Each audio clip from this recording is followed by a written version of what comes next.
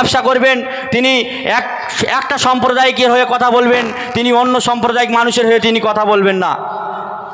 তারপরেও ভাঙড়ের মানুষের যে দুয়া আশীর্বাদ নিয়ে তিনি নির্বাচিত হয়েছেন, তারপর থেকে লাগাতার 2021 থেকে বর্তমান 2024 এই 2-3 বছরে তিনি রাজ্যের বিভিন্ন প্রান্তে যেখানে মানুষ বঞ্চিত লাঞ্ছিত, ধর্ম দেখে না, জাত দেখে না, রং দেখে না, তিনি মানুষের হয়ে বিভিন্ন প্রান্তে বিভিন্ন জায়গায় গিয়ে তিনি প্রতিবাদ করছেন এবং বিভিন্ন জায়গায় সেই সমস্ত মানুষের কথা বলে তিনি লড়াচ্ছেন।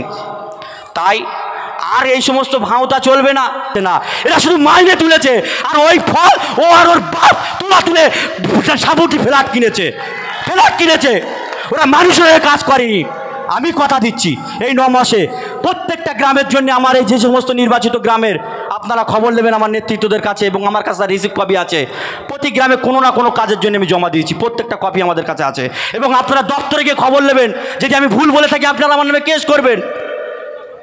এবং আমি এটাও জানতে চেয়েছিলাম যে ভাঙড়ের 3-3টে কাঠ ব্রিজ আছে, সেই কাঠ ব্রিজের বেহাল অবস্থা। এই ভাঙড় থেকে একজন জেলা পরিষদের আনকন্টেস্ট জয়ী হয়েছে, তিনি জেলার কর্মদক্ষ হয়েছেন।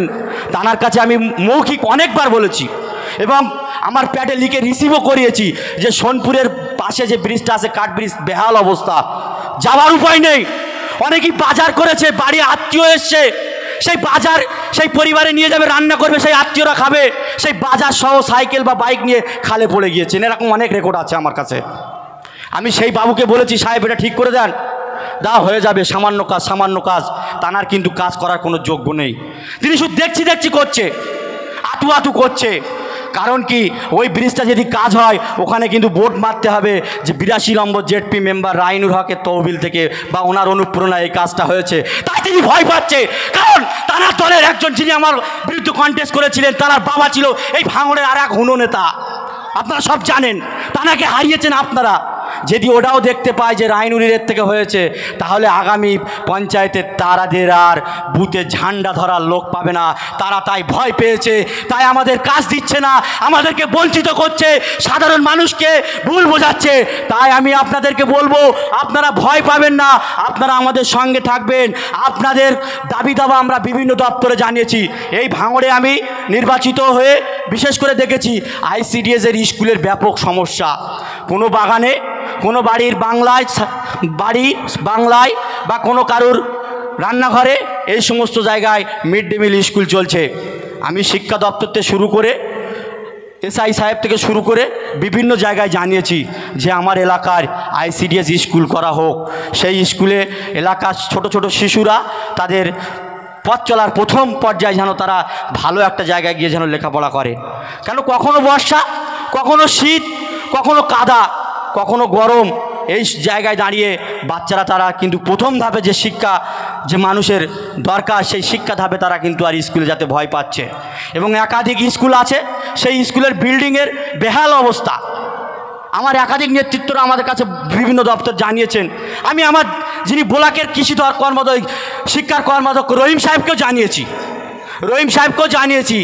খয়েরপুরি একটা স্কুল আছে, স্কুলের ব্যাপক অবস্থা খারাপ, যে কোনো মুহূর্তে স্কুলটা ভেঙে পড়তে পারে, ছাত্রছাত্রী সহ যারা শিক্ষক শিক্ষিকা থাকবে তাদের কিন্তু প্রাণের আশঙ্কা আছে। তিনি বললেন আমি কি করব, এটা জেলায় জানাও। জেলায়ও জানিয়েছি, কোনো কাজের কোনো নেই। এই পোলেরহাট বাজারে বিভিন্ন পার্শ্ববর্তী গ্রাম থেকে যারা কৃষক আছেন, তারা তাদের ফসল এনে এই পোলেরহাট বাজারে বিক্রয় করে। এখানে কোনো পানীয় জলের ভালো ব্যবস্থা নেই। আমি কিন্তু এই পানীয় জলের জন্য একটা ফিল্টার করা ঠান্ডা পানি ফিল্টারের মেশিনের দাবিও করেছি জেলা পরিষদে, তার রিসিভও আছে, কিন্তু তারা তা নিয়ে কর্ণপাত করছে না। তারা চাচ্ছে ভাঙড়ের মানুষকে পিছিয়ে রাখা হবে। ভাঙড়ের মানুষ যেভাবে অন্ধকারে ছিল, ভাঙড়ের মানুষ রক্তাক্ত, ভাঙড়ের মানুষ বোম বাঁধত, নওশাদ সিদ্দিকীর নেতৃত্বে তারা যে উপস্থিত আছেন, সামনে বসে থাকা আমার বয়স্ক বাপ সমতুল্য গুরুজন এবং সমবয়স্ক বন্ধু সাথী সংগ্রামী সকলকে আমার আন্তরিক শুভেচ্ছা ও ভালোবাসা। সাথে সাথে পোলেরহাট বাজারের ব্যবসায়ী বন্ধুদেরকে জানাই অসংখ্য ধন্যবাদ। কারণ এই সভা দীর্ঘ কয়েক ঘন্টা চলছেন আর কয়েক ঘন্টা চলবেন, তাই আপনাদের সহযোগিতায় আজকের যে সভা হচ্ছে তাই আমাদের পার্টির পক্ষ থেকে আপনাদের সবাইকে আমাদের তরফ থেকে আন্তরিক শুভেচ্ছা ও ভালোবাসা। আপনারা জানেন আগামী 1 জুন আসন্ন লোকসভা যাদবপুর কেন্দ্রে সহ বিভিন্ন কেন্দ্রে ভোট হতে চলেছে। তার প্রস্তুতি পর্ব বিভিন্ন জেলায় বিভিন্ন দলের প্রতিনিধিরা লিডাররা তারা করে বেড়াচ্ছে, আমরাও তার কোনো কম নাই। আমরা যাদবপুর সহ ভাঙড়ের বিভিন্ন বুথে ঘুরছি, মানুষের কাছে যাচ্ছি, মানুষের দোয়া ও আশীর্বাদ নিতে আমাদের প্রার্থীও পৌঁছে যাচ্ছে। মানুষ ব্যাপকভাবে সাড়া দিচ্ছে, মানুষ ব্যাপকভাবে আমাদের সাপোর্ট করছে। কিন্তু যারা আমাদের বিরোধী পক্ষে রাজনীতি করছেন তারা বিভিন্নভাবে আমাদের নামে অপপ্রচার করছে, সাধারণ মানুষকে ভুল বোঝানো হচ্ছে যে ভাঙড় কি যদি আইএসএফকে ভোট দেয় তাহলে কি যাদবপুর জিতবে, এরকম ভেবে সাধারণ মানুষকে মাথা খাচ্ছে। সেই সমস্ত বন্ধুদের বলবো, আপনারা জানেন না বিগত দিন আপনাদের যারা এমপি ছিলেন তারা ভাঙড়ের কত মার্জিন ভোটে জিতেছিলেন। সেই সময় এই ভাঙড়ে খেলার মতন কোনো শক্তি ছিল না। বর্তমান সময় দাঁড়িয়ে ভাঙড়ের রাজনীতিতে একটা বুথ স্তর থেকে অঞ্চল থেকে ব্লক স্তরে ভাঙড়ের মানুষ জোট বেঁধেছে, যাতে করে এই চোরমুক্ত নেতাদেরকে, চোরমুক্ত দলকে বরখাস্ত করা যায়, গঙ্গায় ফেলে দেওয়া যায়। তাই ভাঙড়ের মানুষ জোট বেঁধেছে। আপনারা জানেন বিগত 2021-এ আমাদের বিধায়ক নওশাদ সিদ্দিকী মহাশয় বর্তমানে তিনি প্রার্থী হয়ে এসেছিলেন। তানার নামে মিথ্যা অভিযোগ আনা হয়েছিলেন, মিথ্যা প্রচার করা হয়েছিলেন। নওশাদ সিদ্দিকী তিনি পীরের ঘরে রাজত্ব করে, তানাকে মানুষ খুঁজে পাবে না, তানাকে ভোট দিলে খুঁজে পাওয়া যাবে না।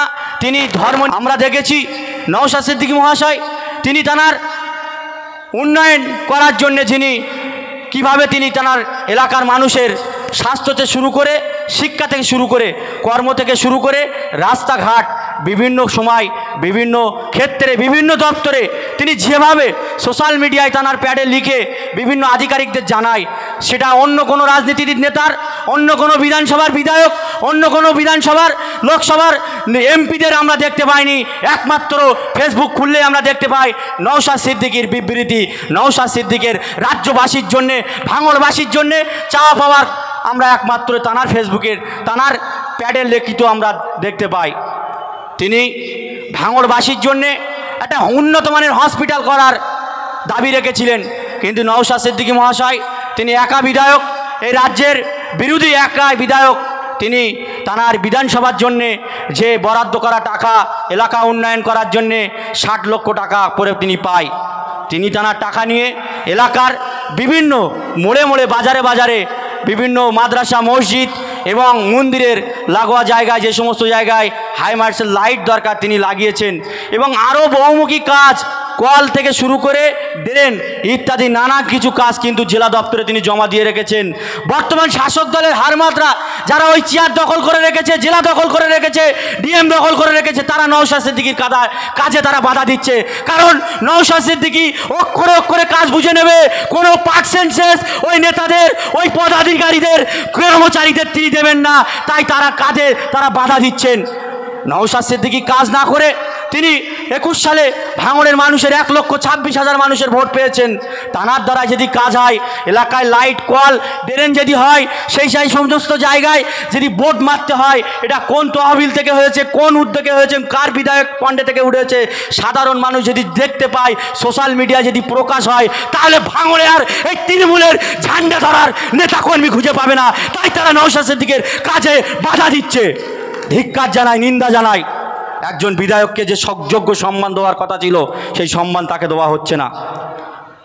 আপনারা জানেন যে লড়াইয়ের মধ্যে দিয়ে বিগত বছরে পঞ্চায়েত নির্বাচনে আপনারা আমারকে জিতিয়েছেন এই পোলেরহাট 1, 2 এবং শানপুকুর অঞ্চলের থেকে। আমিও এই 3টে অঞ্চলের নির্বাচিত যে জায়গা থেকে আমি প্রতিদ্বন্দ্বিতা জয়লাভ করেছি, সেখানকার মানুষের জন্যে বিভিন্ন রাস্তাঘাট, কল, টিউবওয়েল, ড্রেন এবং লাইটের কাজের প্রপোজাল বিভিন্ন দপ্তরে দিয়েছি। সভাধিপতি ম্যাম থেকে শুরু করে, ডিএম স্যার থেকে শুরু করে, এডিএম স্যার থেকে শুরু করে সভাধিপতি এবং বিভিন্ন দপ্তরে যারা কর্মাধ্যক্ষ সাহেব আছেন, তাদের কাছে দিয়েছি, সবটাই আমাদের কাছে রিসিভ আসে।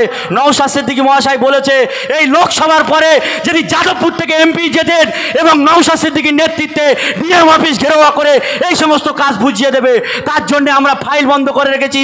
আগামী দিন আপনাদের নিয়ে ভাঙড় সহ বিভিন্ন দপ্তরে আমরা যাব, কারণ যেভাবে একজন জনপ্রতিনিধির কাজ আটকে রাখা হচ্ছে, এলাকার মানুষকে উন্নয়ন থেকে পিছিয়ে দেওয়া হচ্ছে, কারণটা কি?